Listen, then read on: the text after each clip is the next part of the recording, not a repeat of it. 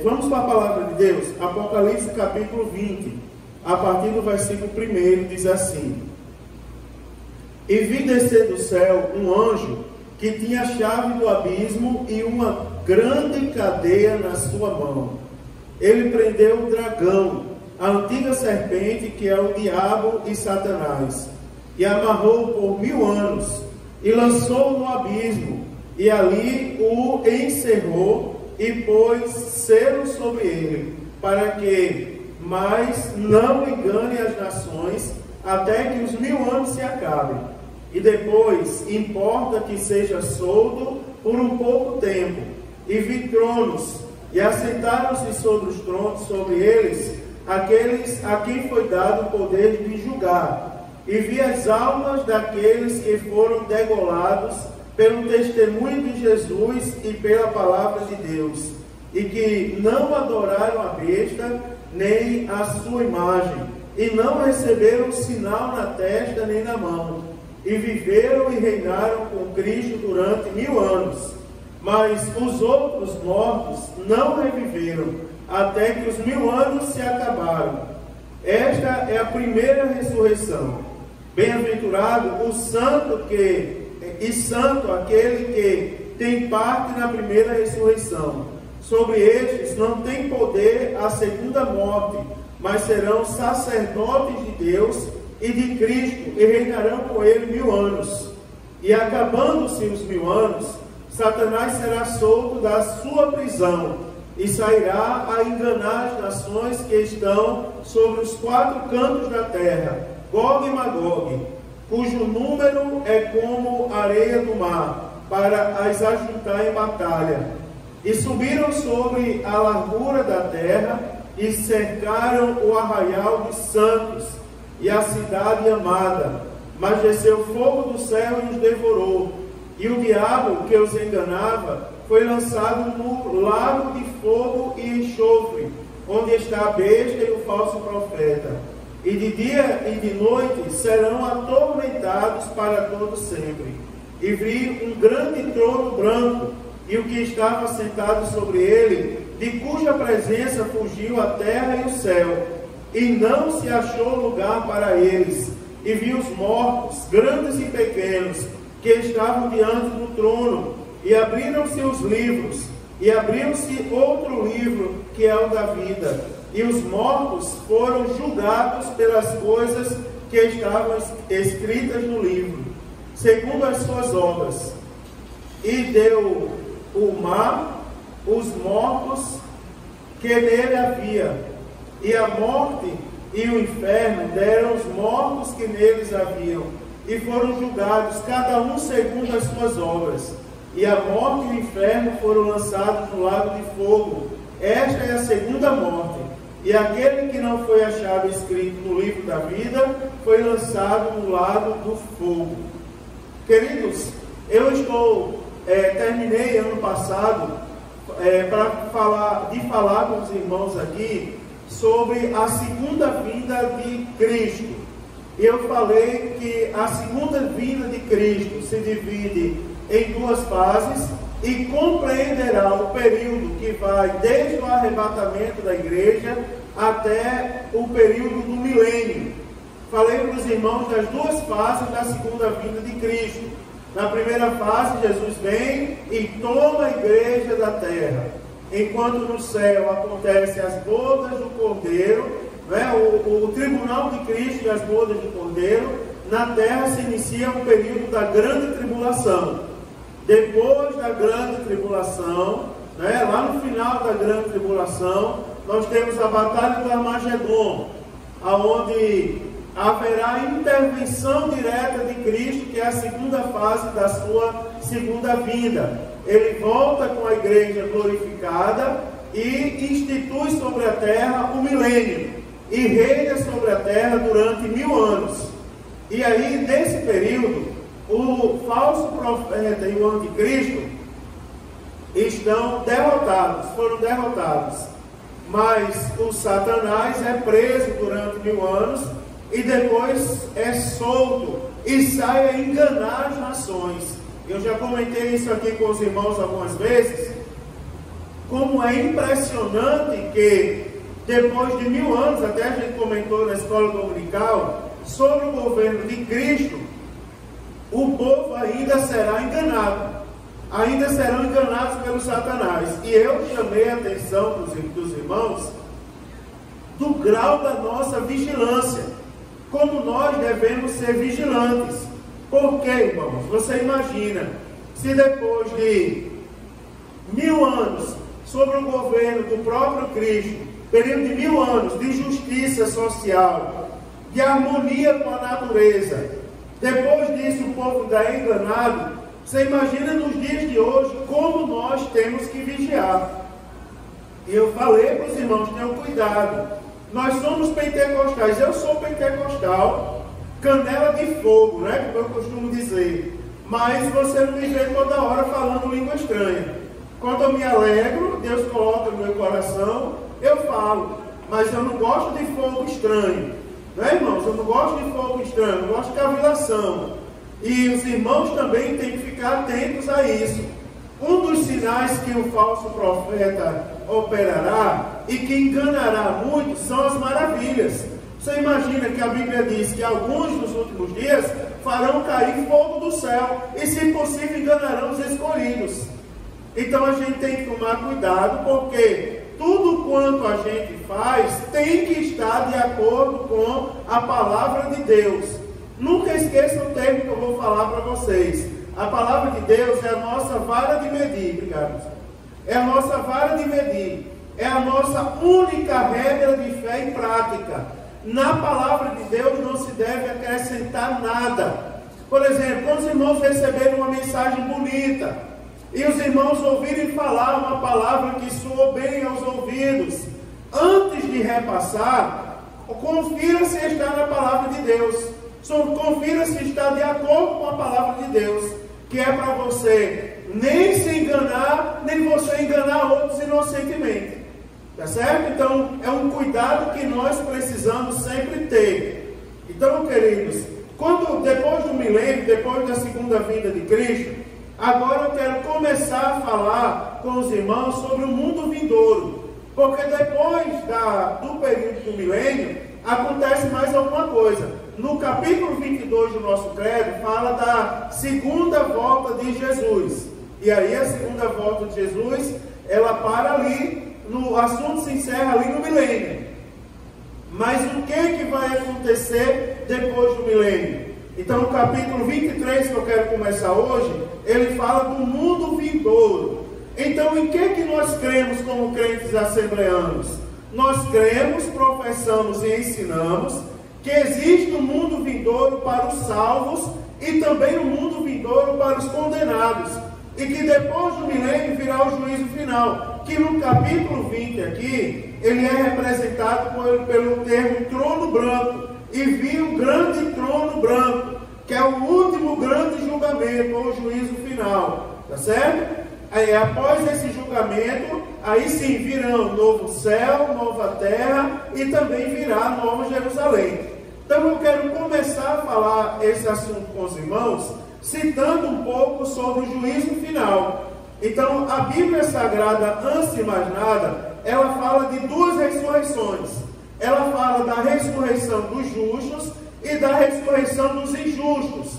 Tá certo? Agora tem um detalhe. Essas ressurreições não serão simultâneas.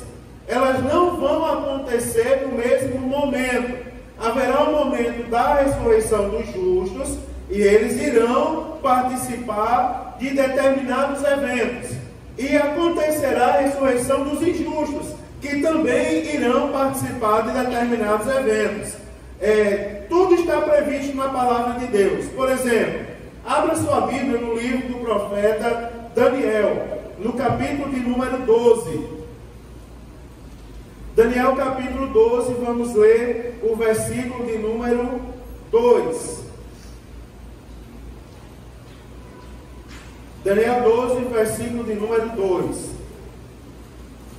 Diz assim: e muitos dos que dormem no pó da terra ressuscitarão, uns para a vida eterna e outros para a vergonha e desprezo eterno.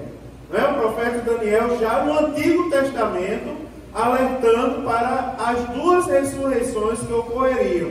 Agora olhe o Evangelho segundo escreveu o evangelista João, capítulo de número 5, e versículo de número 29. Diz assim a palavra de Deus, João 5 e 29, está escrito: e os que fizeram o bem sairão para a ressurreição da vida, e os que fizeram o mal para a ressurreição da condenação. Olhe também o livro dos Atos dos Apóstolos, capítulo 24 e versículo de número 15. Atos 24, versículo de número 15. Olha o que está escrito aí: tendo a esperança em Deus, como estes mesmos também esperam, de que há de haver ressurreição dos mortos, tanto dos justos como dos injustos. Então, a ressurreição está escrito na palavra de Deus. Deus, Ele instaurará, irmãos, o juízo, não é? Que é o juízo final, após a última rebelião de Satanás, que acontecerá após os 1000 anos do reinado de Cristo. E ficarão de fora do juízo, logicamente, os crentes, não é? Provenientes da era da igreja, e também os mártires da grande tribulação. Por que eles ficarão de fora?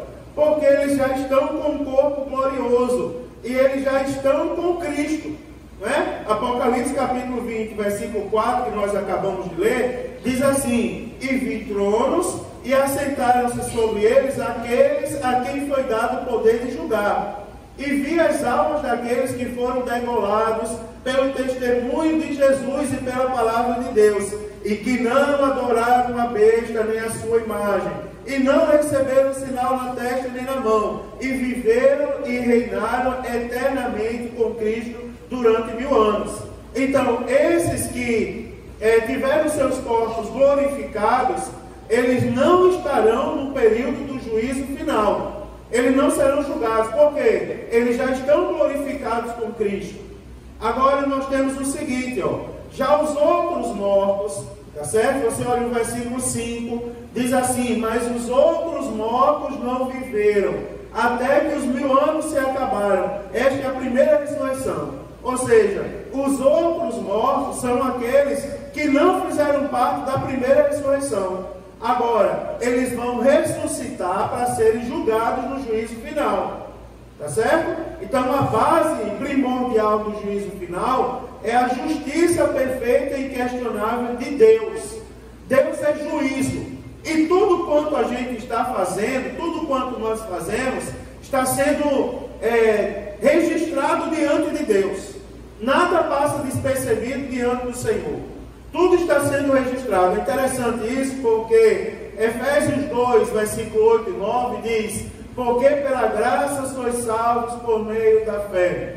E isso não vem de vós, é dom de Deus. Não vem de obras para que ninguém se glorie. Agora, nós não somos salvos por obras, mas um dia seremos julgados por causa delas.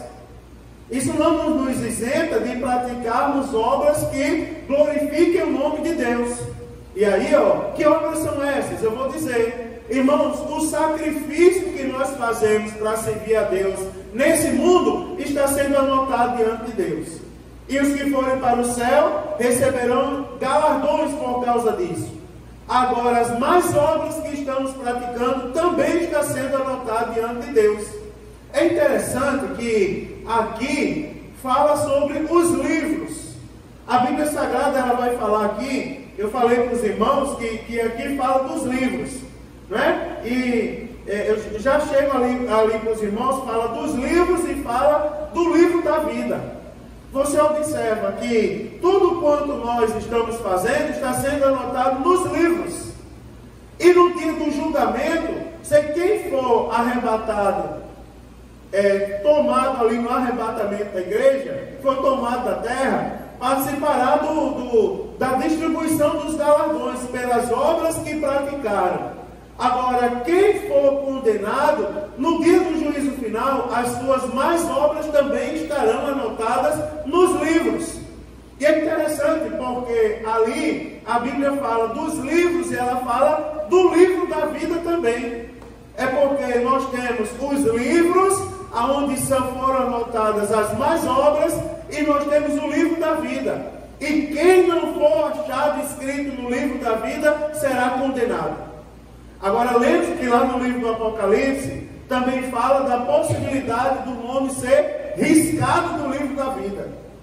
Ou seja, tira aquela ideia da predestinação absoluta, uma vez salvo, salvo para sempre. Isso não existe. Nós temos que tomar cuidado porque diariamente a nossa salvação está sendo ameaçada. E tudo que acontece está acontecendo para tirar a nossa atenção das coisas. Tem coisas que eu evito falar para ninguém ficar dizendo que eu sou do partido político.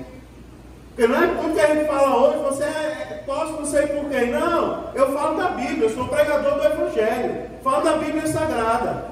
E eu disse aos irmãos, irmãos, não vão ocupar o tempo de vocês de se acamparem no meio da rua. Nós não precisamos disso. Nós somos crentes. Crente dobra o joelho e ora, porque a Bíblia diz que não há autoridade que não seja constituída por Deus. E o Deus que coloca no trono, tira do trono. Se nós orarmos e for praticar iniquidade, não se preocupe não. A Bíblia diz assim, não se perturbe com o que pratica iniquidade, nem tenha inveja do que irrita ilicitamente, porque cedo ou tarde Deus vai ter com eles. E é uma luta, e algumas pessoas que não leram a Bíblia ainda não têm esses versículos na mente, e cometem pecado. Você imagina, irmãos, que troca a obra de Deus por coisas fúteis desse mundo. Coisas que são passageiras e não servem para nada. As más obras também são colocadas no livro. E naquele grande dia estará tudo anotado lá. Nós não temos, irmãos, o nosso papel é orar, é ganhar o povo para Jesus. A igreja ficou no mundo para dar continuidade à obra de Cristo. E a obra de Cristo foi o quê? Aproximar o mundo de Deus. Essa é a função da igreja, aproximar o mundo de Deus. A igreja não precisa pintar a cara de nenhuma cor. Ela precisa dobrar o joelho, chorar e se quebrantar na presença do Senhor Jesus. Porque o juízo final é uma realidade, irmãos. O Senhor Jesus, ele disse assim, o Pai a ninguém julga, mas deu ao Filho todo juízo.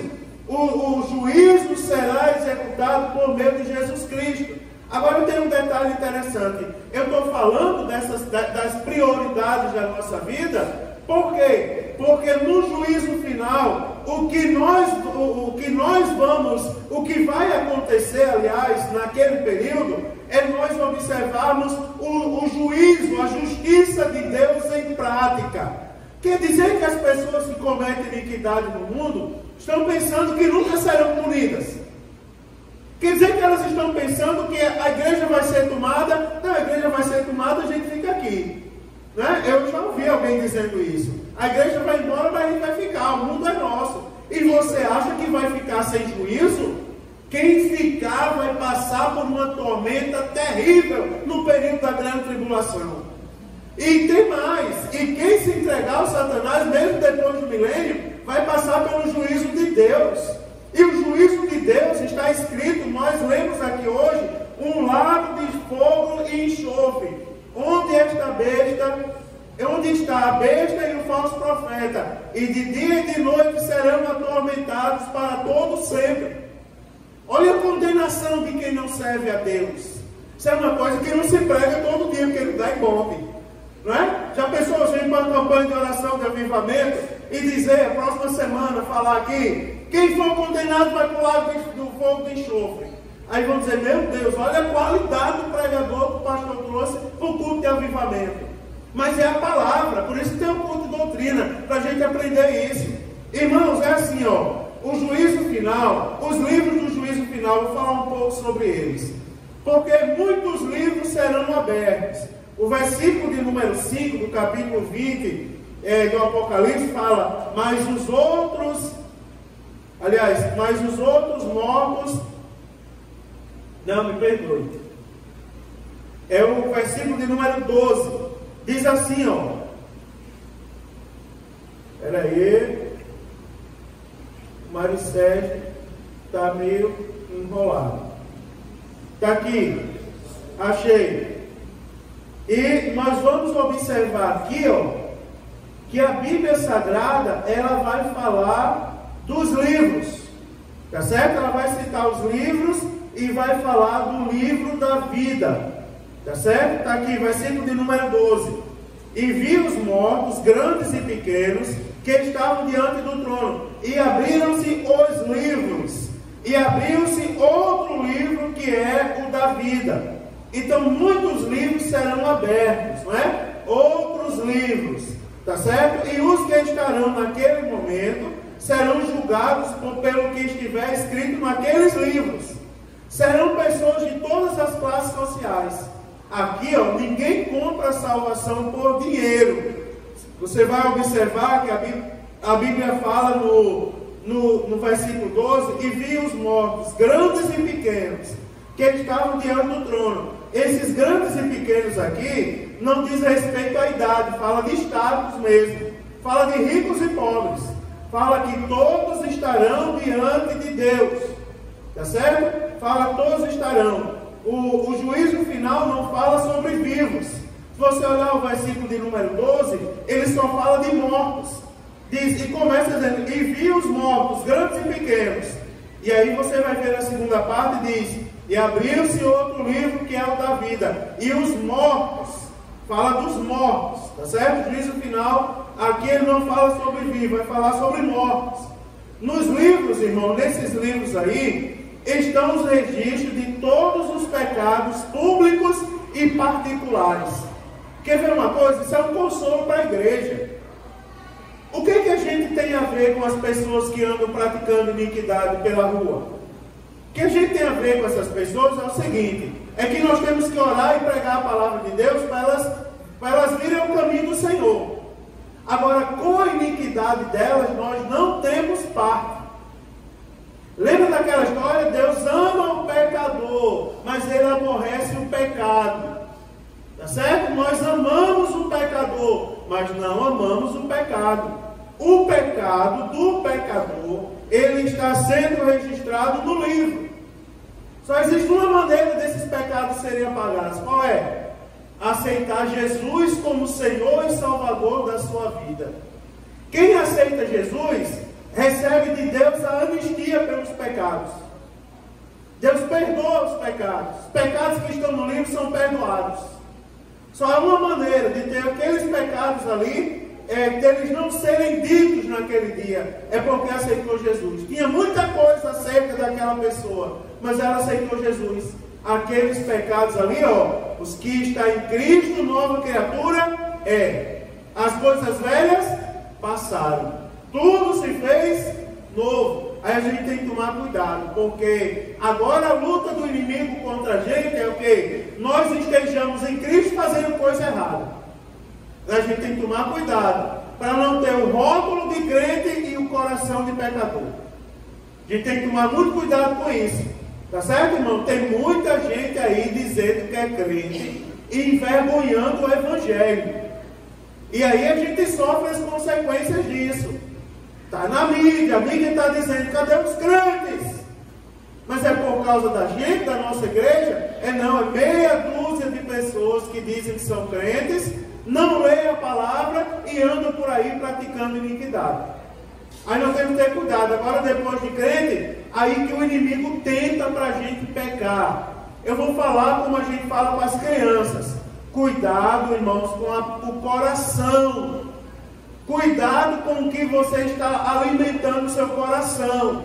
A Bíblia diz que a boca fala do que o coração está cheio. Se de repente você for encontrado falando ou fazendo alguma iniquidade, você mesmo se policie. Por exemplo, quando você menos esperou, você está falando mal de alguém. Já pensou? Vou pegar aquela moça lá da nossa igreja, Carolzinha.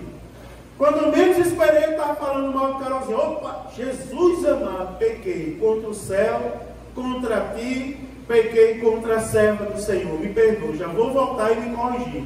Pedir perdão a Deus. A gente tem que fazer isso constantemente. Cuidado com o que está no seu coração. De que você está se alimentando? Né, irmãos? Do que nós estamos nos alimentando? Nós temos que nos alimentar da palavra. Nós temos que nos alimentar das coisas de Deus. Houve um período que eu soube que alguém disse assim: nós precisamos de um tempo sem pastor. Vamos tirar um tempo aqui, pegar os irmãos obreiros, a gente precisa de um tempo sem pastor, sem igreja, esse negócio de pastor, de igreja. Vamos botar uma sunga, fazer um jogo de futebol domingo de manhã, escola dominical, vamos jogar bola, meu irmão. Vamos. É tudo que o inimigo quer. Tudo que ele quer, tudo que ele quer. Quando tiver lá com o espírito de rebeldia, que a Bíblia diz que é o mesmo que feitiçaria, aí ele está aplaudindo: consegui o que eu queria. Ele dá até glória se brincar. Glória! Só não dá glória a Deus, mas ele diz: glória, consegui o que eu queria. Está lá, ó. Então, tudo desviado por minha causa. Cuidado com o pensamento, com o seu coração. Cuidado com as palavras que saem da sua boca. Modere as palavras. Eu vou falar uma coisa para vocês, irmãos. Eu estou falando do juízo final. Estou falando que as más obras são anotadas em livros. E eu tenho que dizer para os irmãos: cuidado com as palavras. Tem uma moda aí que é o mundo da gíria. Agora eu ouvi, eu estava ali lavando o chão ali. Lavando não, eu estava com a vassoura junto a aguinha ali perto do muro. Aí eu aproveitei e fiz um serviço preguiçoso para tirar a areia que juntou. Estava aproveitando a lama para varrer para fora. Aí passou um rapaz e olhou para o outro e disse assim: olha lá do outro lado, nevou. Aí eu fiquei pensando, nunca tinha escutado isso. Aí fiquei observando, aí o outro disse assim: nevou também, do outro lado. Aí olharam para mim e disseram: nevou na cabeça do pastor também. Aí eu entendi, deve ser meus cabelos brancos. Aí fui pesquisar na internet, é uma gíria que tem agora, que agora o povo anda tudo de cabelo branco. Os rapazes estão descolorindo os cabelos para andar de cabelo branco. Aí tem essa gíria: nevou. Nevou aí, galera. Olha, Satanás, nevou aí, galera. Está queimado, Satanás, em nome de Jesus. Crente não precisa nevar, não, irmão. Precisa não, precisa descolorir o cabelo, não. Isso é gíria. Isso é coisa do mundo. Cuidado com as palavras, os termos. Não é, irmão? Crente tem que tomar cuidado para não ser levado pelos termos do mundo. Eu falei na escola dominical aqui, eu vou dizer para os irmãos, porque antes eu não sabia o significado, eu tinha medo de falar. Mas um rapaz chegou para mim e disse assim: pastor, eu não vim para o culto que eu estava trampando. Aí eu pensei que era uma imoralidade que ele tinha falado comigo. Eu disse: rapaz, me respeita, como é que tu vem dizer isso ao pastor da igreja? Aí ele depois me disse que trampando é trabalhando. Eu disse: por que você disse que estava trabalhando, rapaz? Isso é linguagem de gangue. Crente não faz parte de gangue, não, irmãos. Crente tem um nome escrito no livro da vida. Tem que tomar cuidado. Cuidado, você não foi chamado por Deus para falar gíria. Você não foi chamado por Deus para falar palavrão. Tem uma coisa que está aprisionando o povo. Sabe o que é, irmãos? Ontem eu estava lendo o jornal, peguei o jornal e fui ler as principais matérias, e estava lendo a história de um brasileiro que ele foi eleito deputado nos Estados Unidos da América. E agora está sendo processado e estão exigindo que ele renuncie, ou vão abrir um processo de impeachment para ele, vão cassar o mandato dele. Agora foram fazer o levantamento, infelizmente era brasileiro, fazer o levantamento da ficha do brasileiro. Felizmente é mineiro. Podia ser nordestino, desgraçado, né? Mas graças a Deus não é. Mas aí você vai ver a ficha do homem. Aí você vai ver, junto com a mãe, enganou universidades, se formou, pediu milhões emprestados em bancos e não pagou. Não sei quantas identidades encontraram dele. Para você ter ideia, o homem foi para os Estados Unidos, foi gerente de supermercado, gerente de banco, médico, tudo por mentira. E conseguiu chegar a ser eleito deputado nos Estados Unidos da América, deputado federal. E mentiu, disse que a mãe participou do Holocausto, disse que inventou tanta coisa. Você imagina, irmãos, isso está tomando a cabeça de muita gente, sabia? Querer ser o que não é.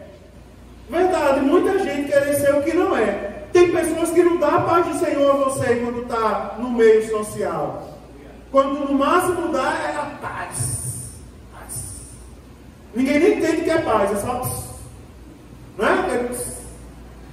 Não é? Mas irmão, cuidado com isso. Isso está sendo anotado, porque na Bíblia Sagrada está escrito que aquele que se envergonha, não diz que o que se envergonha do filho, ele também se envergonhará dele? Está na Bíblia Sagrada, está previsto. Cuidado para isso não tomar o coração de vocês. Cuidado com gíria, cuidado com palavrão. Ninguém precisa imitar o Espírito Santo, irmãos. Não precisa. É só você buscar. Você quer ser usado por Deus? Dobre o seu joelho e diga: Senhor, eis-me aqui, como um vaso nas tuas mãos. E comece a pedir: Senhor, me batiza. Eu pedia, chorava: Jesus, eu quero ser batizado, tal. E eu pensava de ser batizado num grande congresso. Eu ia para os congressos de mocidade, aí dobrava o joelho na frente e os pregadores diziam: diga glória, glória, glória, glória. Eu acabava tudo eu dizendo glória, Jonas. Eu começava com todinho, nem cultuava, era só glória, glória, glória, glória, glória, glória, glória, glória, glória, glória, glória, e não saía nada. É glória, glória, não saía nada. Daí um dia eu dobrei meu joelho e chorei: Senhor, por que eu não sou batizado no Espírito Santo? Mas eu chorei: Senhor, eu quero ser batizado no Espírito Santo. Chegou o dia do meu batismo em águas.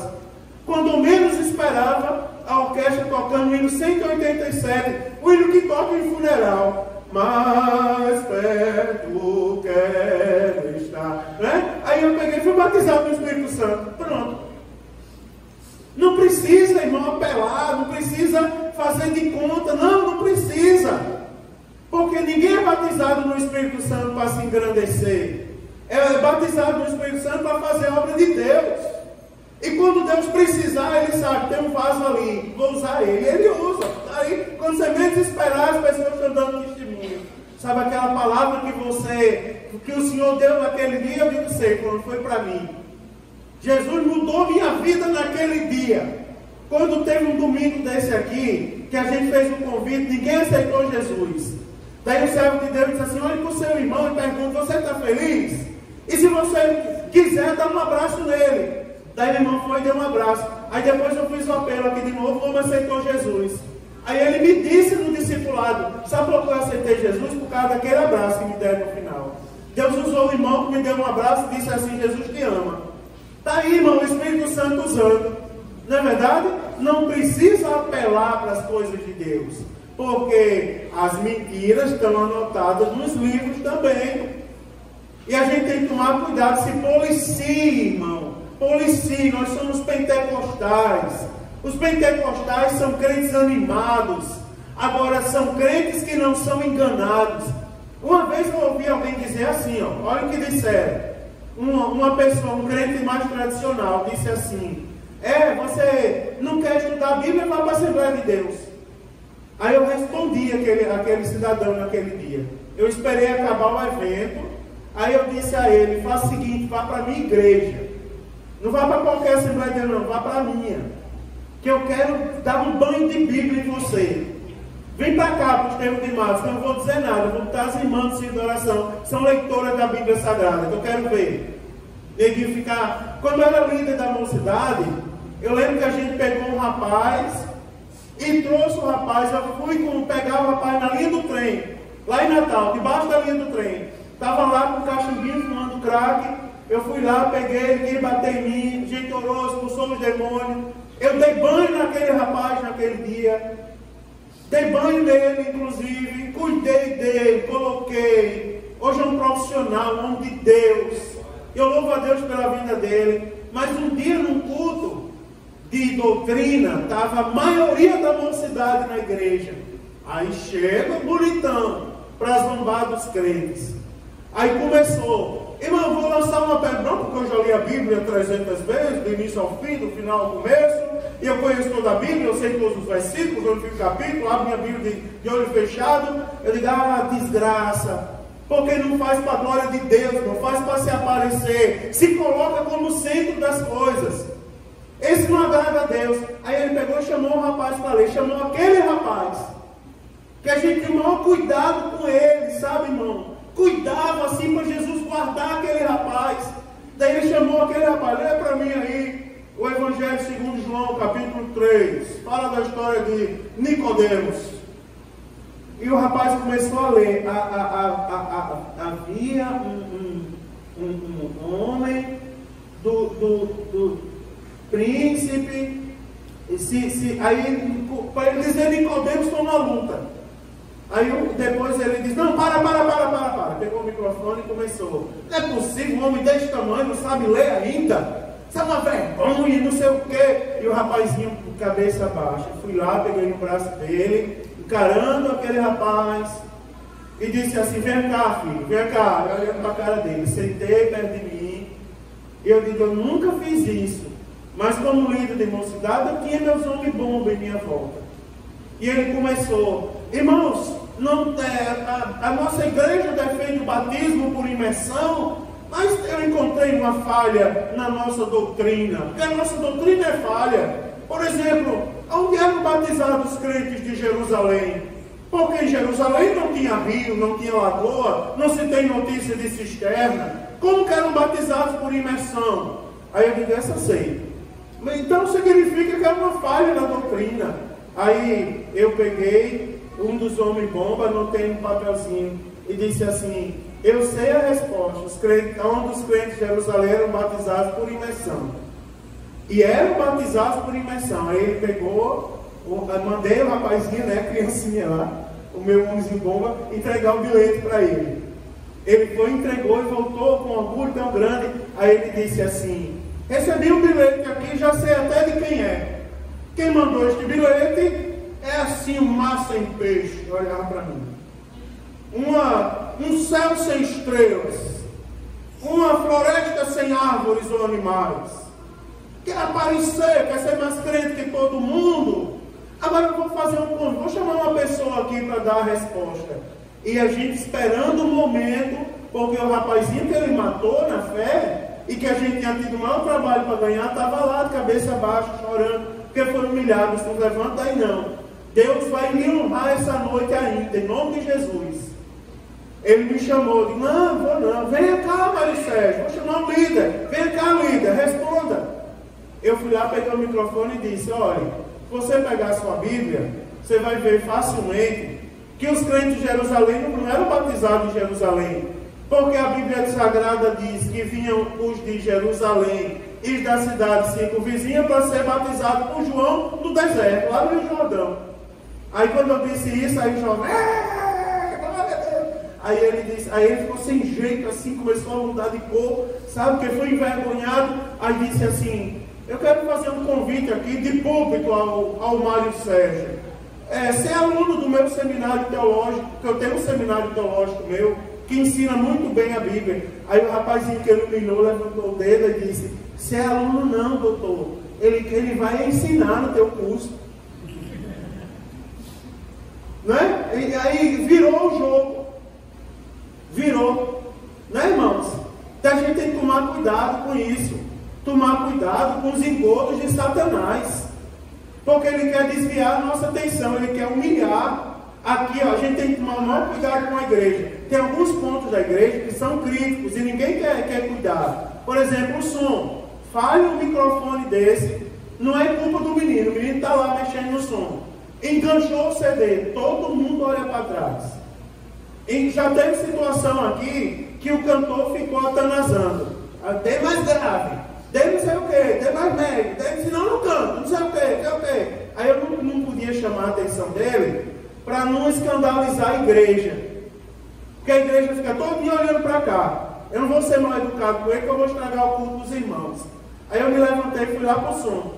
Aí quando ele disse assim, dá para aumentar o retorno aí, melhorar o meu médio?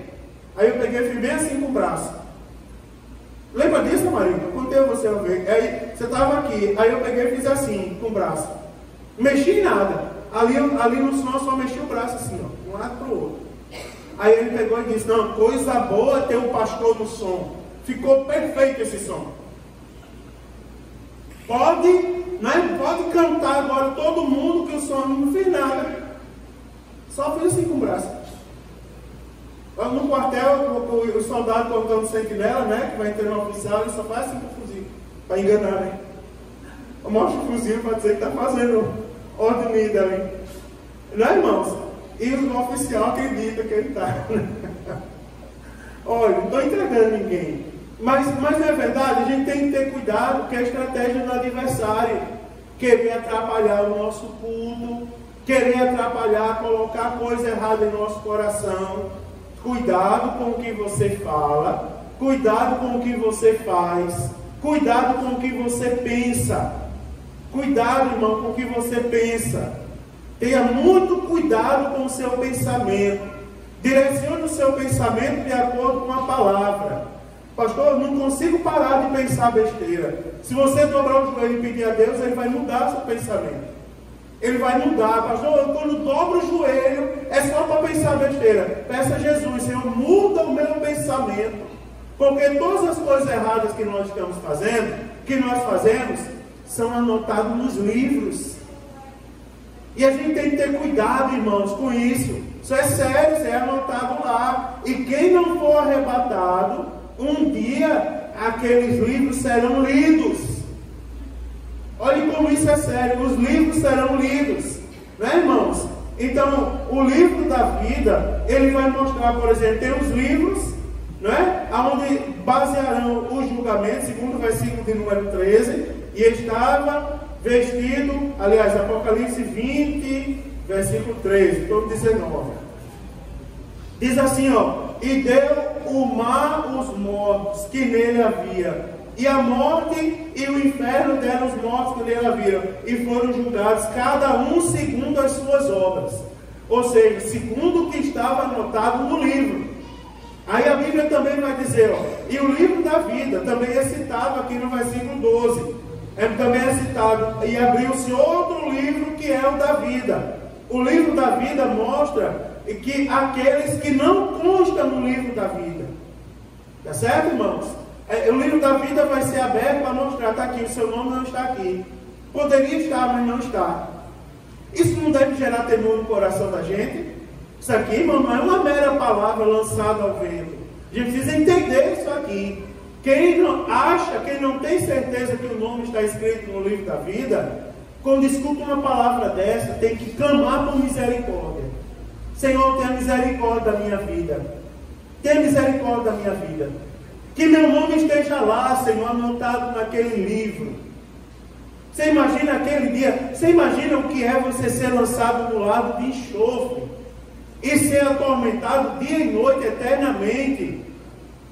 Você imagina, enquanto no céu estará um grande louvor, a orquestra celestial tocando, o povo adorando, glorificado diante do Deus Altíssimo, e você imagina que no lago do enxofre está lá o povo sendo atormentado, porque não aceitaram o Deus Todo-Poderoso na sua vida. A gente tem que pensar, irmão, nisso, pense nisso, dia e noite, pense nisso, persevere nisso.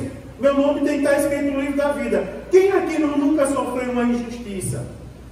Quem aqui nunca sofreu injustiça? Eu contei aos irmãos que eu estou com um problema no dente. E esses dias eu estou rindo menos porque eu estou com vergonha de rir. Estou com vergonha. Porque fizeram uma maldade comigo tão grande, não foi ninguém dessa igreja. Foi uma pessoa de fora. Fez uma maldade tão grande que eu tive uma febre. É assim, ó. A coisa pior que existe é você ser acusado do que você não fez. Nunca queiram passar por isso. E o inimigo sabe, ele sabe, irmão, do grau de seriedade que a gente dá à obra de Deus. Me fizeram um mal muito grande.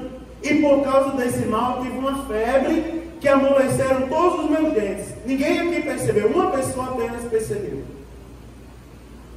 E se outros perceberam, me disseram. E dessa febre que amoleceu todos os meus dentes, um dente saiu do lugar, aqui na frente. E desde esse dia que eu estou com vergonha de rir. Desde esse período, já tem alguns meses aí, quase um ano já. Eu rio, mas não é mais aquele sorriso colgado, sabe? Tem alguma coisa assim que eu estou segurando. Porque me fizeram mexer, irmão, na vaidade do homem. Mas um dia Deus falou comigo e disse assim: sabe por que eu permito a espinha na carne? Porque eu sempre me orgulhava dos meus dentes serem perfeitos. Nunca precisei usar aparelho, nasceram, cresceram assim e eram perfeitos, até um sair do lugar. Daí eu fiquei e Deus falou comigo e disse: sabe por que eu permiti que isso acontecesse? Deus falou comigo: é para você viver o que você prega.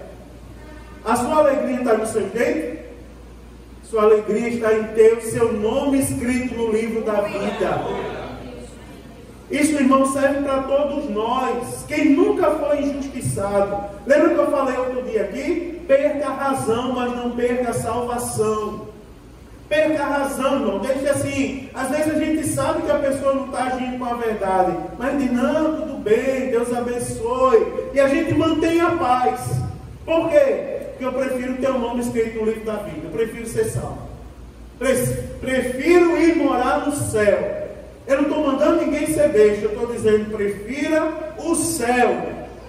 Aquele dia do juízo final, para eu terminar, será o dia da morte. O dia da morte da morte. Já ouviu falar isso? A morte da morte. O último grande inimigo a ser aniquilado será a morte. Lá, irmãos, no versículo 14 da leitura que nós fizemos hoje, está escrito: ó, e a morte e o inferno foram lançados no lago de fogo. Olha que coisa interessante. A própria morte e a morte e o inferno foram lançados no lago de fogo. Você imagine duas coisas que não haverão mais, que naquele dia serão aniquiladas: a morte da morte. É o último grande inimigo a ser aniquilado. Quer ver? 1 Coríntios capítulo 15. Abra a sua Bíblia aí. Primeira carta aos Coríntios capítulo 15, versículo de número 26.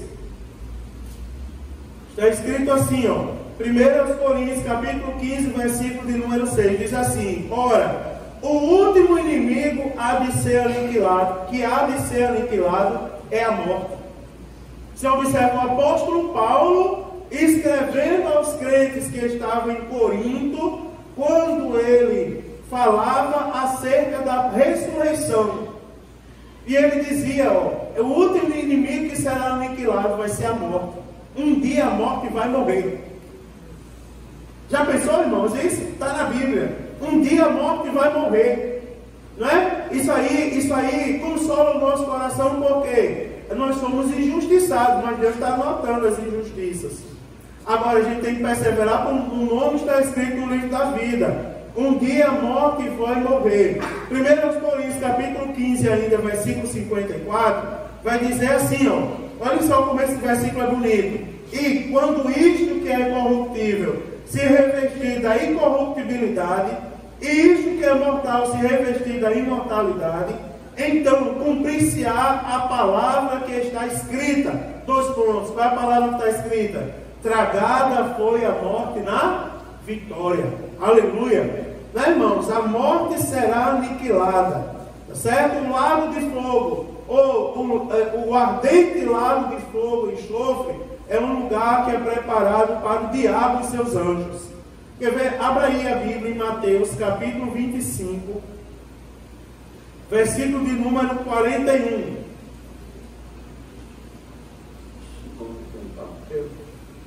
Mateus capítulo 25, versículo de número 41.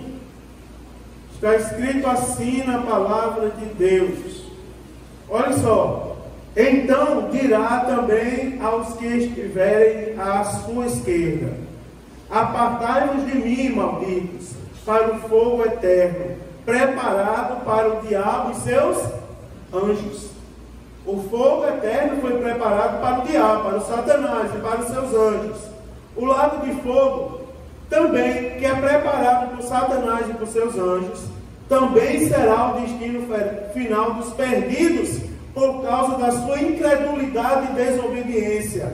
Pois a vontade de Deus é que ninguém se perca, mas que todos sejam salvos. O lago de fogo também será o destino final dos perdidos, por 2 motivos. Vamos lá. Primeiro, por causa da sua incredulidade. Segundo, por causa da sua desobediência. Quer ver uma coisa para nós terminarmos? 1 Timóteo Abra sua Bíblia na primeira carta de Timóteo. Primeira carta a Timóteo, aliás. Não de Timóteo, porque a carta é de Paulo, não é de Timóteo. Primeira a Timóteo, capítulo de número 2, versículo de número 4. Diz assim, aliás, vamos ler a partir do versículo 3, para ler o parágrafo inteiro. Diz assim: porque isto é bom e agradável diante de Deus nosso Salvador, que quer que todos os homens se salvem e venham ao conhecimento da verdade. Foi o versículo que eu dei no culto matutino hoje. A vontade de Deus, aqui Deus manda fazer orações, deprecações, intercessões e ações de graças por todos os homens. Aí também manda orar pelas autoridades, pelos que estão em eminência. Aí ele também diz assim, porque isto é bom e agradável diante de Deus, que quer que todos os homens se salvem e venham ao conhecimento da verdade. Também vamos ler na segunda carta do apóstolo Pedro. Abra sua Bíblia aí, 2 Pedro, capítulo de número 2 Pedro, capítulo de número 3. Vamos ler apenas o versículo de número 9. 2 Pedro, capítulo 3, versículo de número 9. Qualquer que é nascido de Deus não comete pecado, porque a sua semente permanece nele, e não pode pecar, porque é nascido de Deus. Você observa qual é a vontade de Deus? É que alguém esteja lá, irmãos, para ser lançado no lago de fogo eterno? Não. A vontade de Deus é que todos sejam salvos. Todos sejam salvos. A vontade de Deus é que todos sejam salvos. Qual é a vontade de Deus para mim e para você? Que todos sejam salvos. Que todos nós sejamos salvos. Por isso estamos aqui essa noite. Porque é a vontade de Deus que sejamos salvos. Agora, tem duas coisas que a gente deve evitar no nosso coração. Primeiro, incredulidade. Tá certo? Dentro do contexto da incredulidade, fala acerca do temor. A Bíblia diz que o temor do Senhor é o princípio da sabedoria. E muitas pessoas estão agindo como se não tivessem temor de Deus. Não é? Muitas pessoas estão brincando com Deus hoje em dia, dizendo que não vê. Não é verdade, irmãos? Falando do que não tem conhecimento. Não é, irmãos? Então são coisas que a gente deve cuidar. Julgando quando não tem o poder para julgar. Vai haver um momento que Deus vai nos dar poder para julgar. Que momento vai ser esse?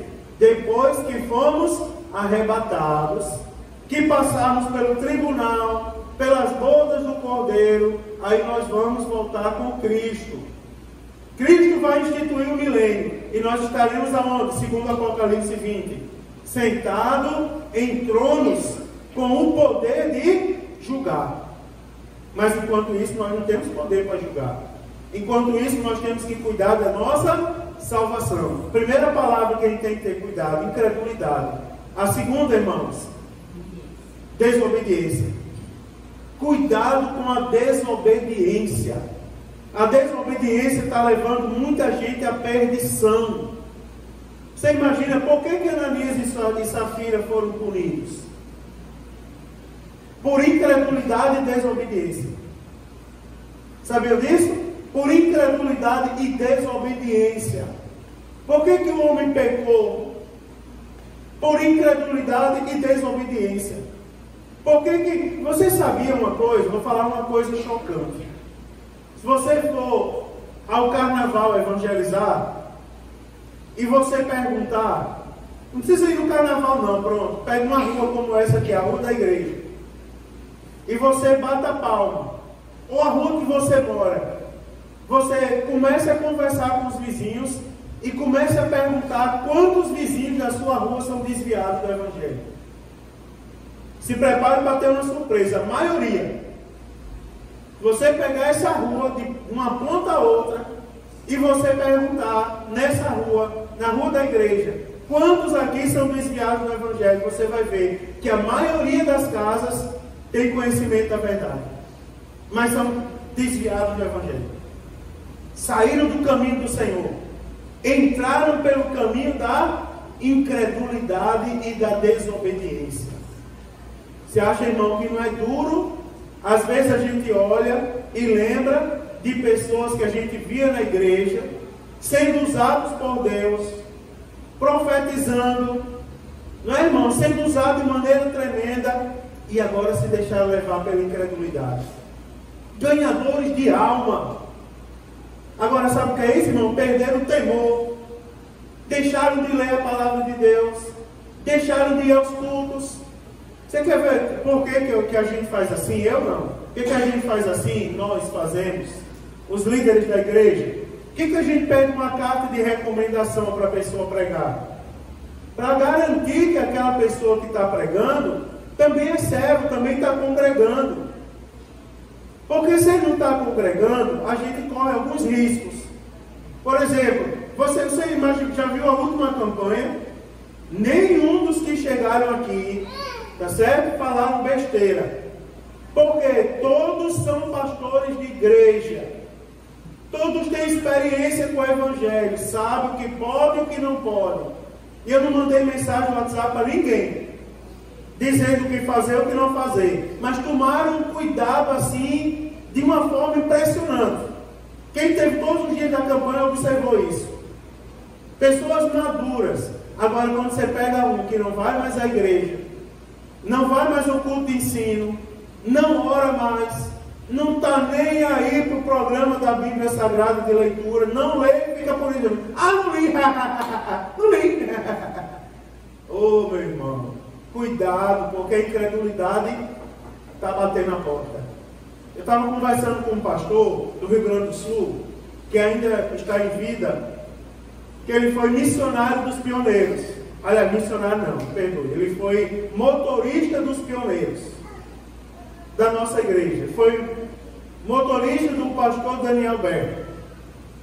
E ele conta muita história. E uma vez eu fui ao Rio Grande do Sul e passei pela casa dele para visitar ele. Uma vez conversando, a última vez que eu conversei com ele, ele disse: Mário Sérgio, parecia que tudo estava bem na igreja brasileira.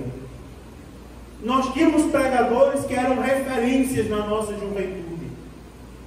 Quer ver? O senhor cresceu na igreja, não tinha pregadores que eram referência nossa, né? Que a gente imitava. Tinha um, eu quero ser aquele ali, quando, né? Poderia citar alguns aqui, mas não vou citar. Parecia que estava tudo bem. A igreja em pleno crescimento, pregadores de fama, milagres acontecendo, grandes cruzadas. De repente um adulterou lá em Pernambuco. Aí outro adulterou em Curitiba. As referências. Aí outro adulterou em Belém do Pará, dividiu a igreja. Outro no Rio de Janeiro. Outro autor de hinos famosos na nossa igreja se dividiu da igreja por pecado também, porque chegou um momento que deu ouvido à incredulidade e à desobediência. Estou dizendo isso para os irmãos verem que nenhum de nós estamos isentos disso. Temos que perseverar, irmãos. A palavra de hoje é vigiai, vigilância. Eu estou falando do que vai acontecer depois do milênio. Nós temos que cuidar da nossa vida para nós sermos arrebatados na primeira fase da segunda vinda de Cristo. Sermos arrebatados para a igreja. Lute, vale a pena abrir mão do mundo, vale a pena dizer não, vale a pena ser xingado. Tem dia que eu choro e digo: Senhor, me faz sentir que o meu nome está escrito no livro da vida. Você pede isso a Deus? Não peça incessantemente: Senhor, me faz sentir que meu nome está escrito lá. Me faz sentir que naquele grande dia, quando a trombeta tocar, eu vou abrir meus olhos diante do Cristo nos ares, em nome de Jesus. Deus nos abençoe e nos guarde, irmão, de todas as coisas ruins. Vamos ficar de pé, vamos orar e vamos agradecer ao nosso Deus. E vamos pedir a Deus misericórdia sobre todos nós, em nome de Jesus. Guarde essa palavra. Próxima semana é a campanha, mas na outra semana eu vou retomar e vou encerrar esse assunto, tá certo? Guarde essa palavra no seu coração, em nome de Jesus.